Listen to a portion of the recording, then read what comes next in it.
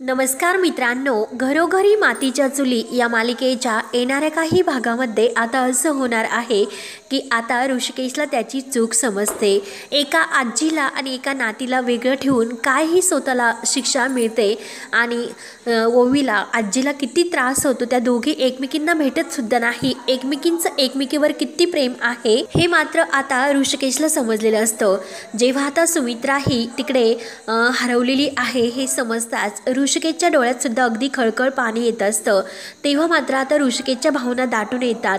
ओवी ही आपल्या आजीसाठी किती तिच्या चेहऱ्यावर आनंद असतो आजीला एका भेटण्यासाठी, आणि तो तिचा आनंद मी हिरावून नाही घेऊ शकत हे ऋषिकेशला आता समजलेलं असतं।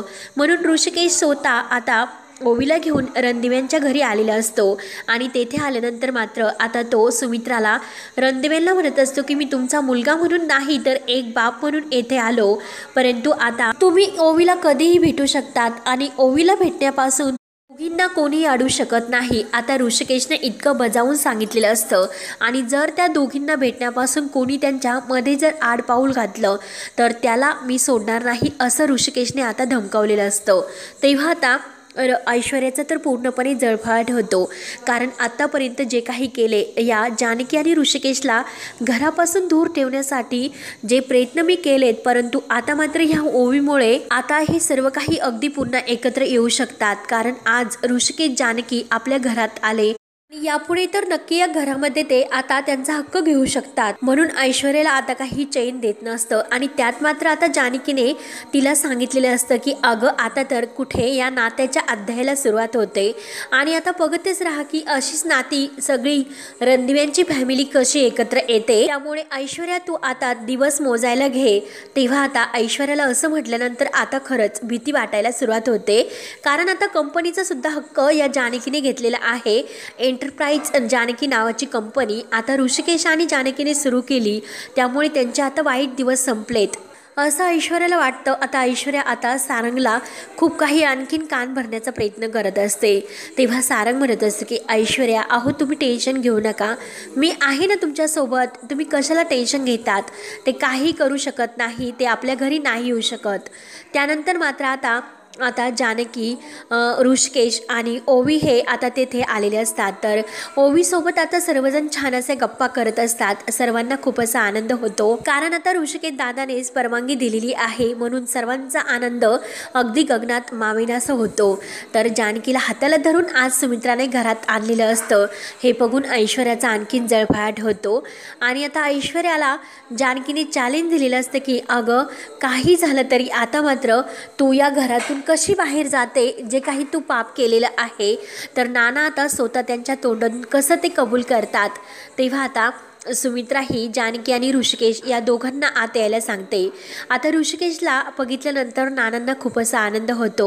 ऋषिकेश अरे तू आलास, कित्येक दिवसापासून मी तुला पाहिलं नव्हतं, माझे डोळे तुला बघण्यासाठी अगदी आतुर झालेले असतात, म्हणून आता नानांना मनात हे सर्व काही बोलता येत असतं आणि आता ते मनात हे सर्व काही अगदी ऋषिकेशला बघून त्यांच्या डोळ्यात आनंद अश्रू येत असतात। नाना अगदी खुश होतात आणि नानांना आता ऋषिकेशच्या हातात जे काही कडं आहे तर त्या कड्याची आठवण होते। नाना म्हणत असतात की ऋषिकेश अरे तुझं ते कडं कुठे, आणि तुम्हाला कितीही तुझा माझ्याविषयी गैरसमज झाला असला मी त्यावेळेस का त्या ऐश्वर्याचं नाव घेतलं नाही, अरे मला माहिती नव्हतं की ती ऐश्वर्या असं काहीतरी करेल, तुमच्या जीवासाठी ओवीच्या जीवासाठीच मी आता शांत राहिलो होतो, नाहीतर या ओवीला त्या ऐश्वर्याने काही केलं असतं मला माहिती नाही। अरे ओवीच्या डोक्याला पिस्तूल लावला आणि तिला मारण्याची धमकी ऐश्वर्याने मला दिले, आणि जे ऐका की जे काही हे मला जिन्यावरून ढकलले गेले होते तेव्हा मात्र जानकीने नाही तर ऐश्वर्याने मला ढकललेले होते। जेव्हा असं नाना आता सर्वांसमोर सांगतात तेव्हा मात्र आता ऐश्वर्याच्या पायाखालची जमीन हादरते। तर आता सारंगला सुद्धा खूप मोठा धक्का बसतो, सारंगचे खडकनी असे डोळे उघडतात। तेव्हा सारंग म्हणतो की ऐश्वर्या अहो मी तर तुमच्यावर किती विश्वास ठेवला होता आणि तुम्ही एका क्षणात इतका विश्वासघात केला, मला खरंच तुमच्याकडून अशा वागण्याची अपेक्षा नव्हती, म्हणून सारंग आता खूप असा तळतळला असतो। तेव्हा आता ऐश्वर्याला काय करू आणि काय नाही अशी तिची अवस्था होत होते। परंतु आता मात्र जे काही सुमित्रा असते तर सुमित्रा म्हणत असते की सारंग, अरे तू खरंच ऐश्वर्याला ओळखण्यात खूप मोठी चूक केली आणि माझ्यासुद्धा हातून खूप मोठी चूक झाली। त्यावेळेस मी जानकीला घराच्या बाहेर काढायला नको होतं। अरे आत्ता माझे डोळे उघडले, परंतु सारंग अरे तू सुद्धा असं ऋषिकेशशी वागायला नको होतं। तेव्हा आता ऋषिकेश म्हणत असतो की सारंग तर अगदी ऐश्वर्याचा कडपुतला आहे, त्याला मी त्याच्याशी कोणतेही असे संबंध ठेवणार नाही। तेव्हा आता सारंग म्हणत असतो की जानकी बहिणी मला माफ कर, मी वाटेल तसं ऐश्वर्याचं ऐकलं, तिच्या गैरसमजात मी आलो, ती जसे सांगेन अगदी तसेच मी करत गेलो। मला त्यावेळेस खरंच काय करू आणि काय नाही असं कळत नव्हतं, म्हणून आता सारंगसुद्धा खूप असा पश्चाताप करत असतो। तेव्हा सारंग म्हणत असतो की ऐश्वर्या तुम्हाला या घरात राहण्याचा कोणताही हक्क नाही आणि तुम्ही आता या घरात नाही राहू शकत। ऐश्वर्याचा इतका जळफळाट होतो। ऐश्वर्या म्हणते की मला या घरात राहण्याची हौस नाही, या घरात मी फक्त लग्न करून आले होते। तर सारंग अहो तुमच्या प्रेमासाठी नाही, तुमच्याबरोबर सुखी संसार करण्यासाठी नाही, तर मला ह्या रणदिव्यांची फॅमिली अगदी तुटून टाकायची होती। मला माझा बदला घ्यायचा होता, कारण लग्न तर मला सौमित्राशी करायचं होतं, तुमच्याशी नाही। तुमच्यासारख्या अशा डिफेक्टिव्ह पीसशी कोण लग्न करणार। तेव्हा आता ऐश्वर्या सर्व काही बोलून जाते आणि सारंगला आता खूप मोठासा धक्का बसतो। म्हणजे ज्या ऐश्वर्यावर आपण इतका विश्वास ठेवला होता, तिच्यासाठी आपली सर्व नाती ही दुरावली होती आणि तीच ऐश्वर्या आता असं बोलते, म्हणून सारंगला आता खूप मोठासा धक्का बसतो। आणि त्याच वेळेस आता तेथे शर्वरीसुद्धा आलेली असते आणि शर्वरी म्हणत असते की सारंग अरे तू तुझ्या बायकोवर विश्वास ठेवून खूप मोठी चूक केली। अरे आम्हीसुद्धा हिच्या या खोट्या नात्यात अडकलो होतो, परंतु हिला नात्याची काय किंमत असते याची जराही जाणीव नाही। तिला फक्त तिची स्वतःची इमेज आणि स्वतःचा पैसा यातच तिला महत्त्व आहे, त्यामुळे तिला बाकी कुणाचंही घेणं देणं नाही। आपण तिचं ऐकून जानकी बहिणीला अगदी या घरातील लक्ष्मीला घराच्या बाहेर काढलं होतं।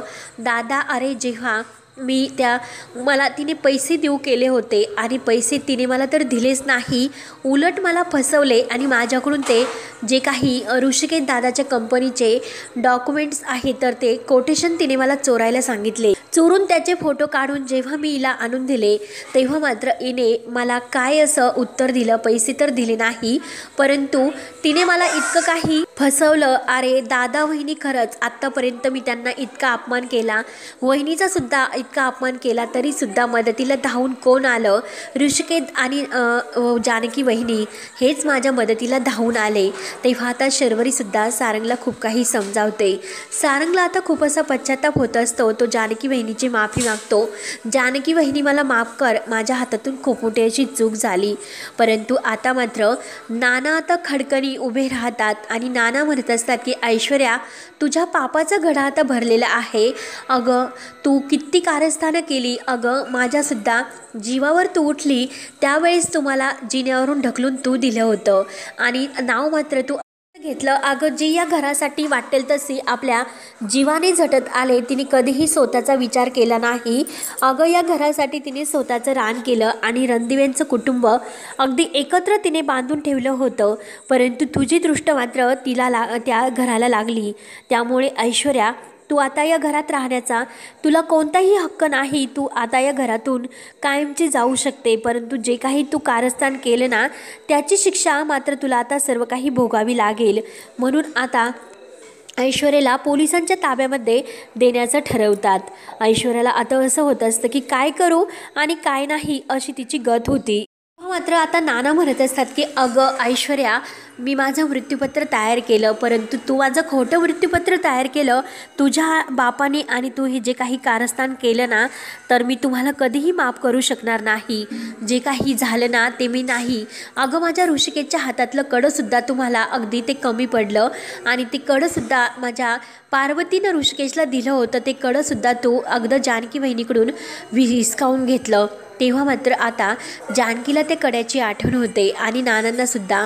नाना म्हणत असतात की ऋषिकेशचं ते कडं परत दे. तर ऐश्वर्याला असं वाटत असतं की नक्की आता त्या कड्यामध्ये काहीतरी खास आहे, म्हणून ती आपल्या डॅडाला सर्व काही ते कडं मागे न देण्यासाठी काहीतरी असा प्रयत्न करणार असते. परंतु त्या अगोदर मात्र आता ऐश्वर्याच्या एक एक पापाचा घडा भरलेला असतो, कारण तिने जे काही कारस्थान केलेले असते, जानकीला सुद्धा मारण्याचा प्रयत्न केलेला असतो आणि आता ऋषिकेशला सुद्धा अगदी मारण्याचा, जीवे मारण्याचा त्यांनी प्रयत्न केलेला असतो आणि सुमित्राला तर अगदी तेथे बंद खोलीत कोंडून घेतल्याचं सत्यसुद्धा आता अचवन काकांनी लवकरच ह्या जानकीला सांगितलेलं असतं.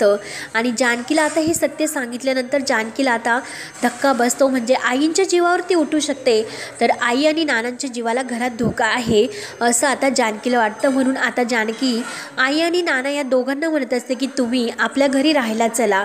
तेव्हा मात्र आता अवंतिका आणि सौमित्रसुद्धा म्हणत असतात की ऐश्वर्याला आम्ही घाबरणार नाही, काही झालं तरी ऐश्वर्या काही करू शकत नाही, कारण अवंतिकाने आता ऐश्वर्याला छान असं उत्तर दिलेलं असतं की ऐश्वर्या तू कितीही पापाचा तुझा घडा भरलेला आहे. तेव्हा मात्र आता त्या कड्याची सर्वांना आठवण होते आणि ते कडा आता सयाजीरावांकडून हिसकवण्यासाठी काहीतरी असा प्लॅन करावा लागेल असं आता नाना अगदी खुणावून जानकीला सांगत असतात. तेव्हा सुमित्राला सुद्धा आता ऐश्वर्याच्या पापाचा घडा अगदी भरलेला असतो. सुमित्राला आता ऐश्वर्या कशी वागते हे सर्व काही तिच्या डोळ्यासमोर आलेलं असतं. तेव्हा ती ऐश्वर्याला प्रत्येक वेळेस सांगत असते की ऐश्वर्या तू कितीही कारस्थान कर, परंतु मी तुझ्या कोणत्याही या कारस्थानामध्ये बळी पडणार नाही, कारण अगं खरं कोण, खरी लक्ष्मी कोण आणि खोटी लक्ष्मी कोण हे आता सर्वांच्या डोळ्यासमोर आलेले आहे. त्यामुळे मात्र आता तू आत्ताच स्वतःला सुधार. परंतु ऐश्वर्या तरीसुद्धा ऐकायला तयार नसते, आणखीन ती काही त्रास देण्याचा प्रयत्न करत असते. परंतु आता मात्र ऋषिकेश काही ऐकायला तयार नसतो. ऋषिकेश म्हणत असतो की काही झालं तरी आता मात्र ह्या ऐश्वर्याचं ऐकायचं नाही, लवकरात लवकर तिला पोलिसांच्या ताब्यात देऊन तिच्या पापाची शिक्षा तिला द्यायला हवी. म्हणून आता ऋषिकेश आता जे काही कोटेशन तिने चोरलेले आहे त्या आरोपाखाली आणि सुमित्रा रणदिवे यांना बंद खोलीत कोंडून घेतलं आणि त्यांना तेथे अगदी डांबून ठेवलं, म्हणून त्या आरोपाखाली आता जे काही वॉचमनने दिलेलं असतं CCTV फुटेजमधील पुरावे, तर ते पुरावेच आता ऐश्वर्याला जेलमध्ये पाठवणार असतात आणि ऐश्वर्याच्या पापाची शिक्षा शेवटी ऐश्वर्याला जानकी आणि ऋषिकेशने दिलेली असते. आणि तेव्हा कुठे आता ऐश्वर्याचे डोळे उघडणार असतात आणि सारंगीसुद्धा ऐश्वर्याचे असणारे प्रत्येक संबंध तोडून टाकलेले असतात. तेव्हा मात्र आता पुढे काय काय होतं हे पाहण्यासाठी आपल्या चॅनलला नक्की सबस्क्राईब करत राहा. धन्यवाद.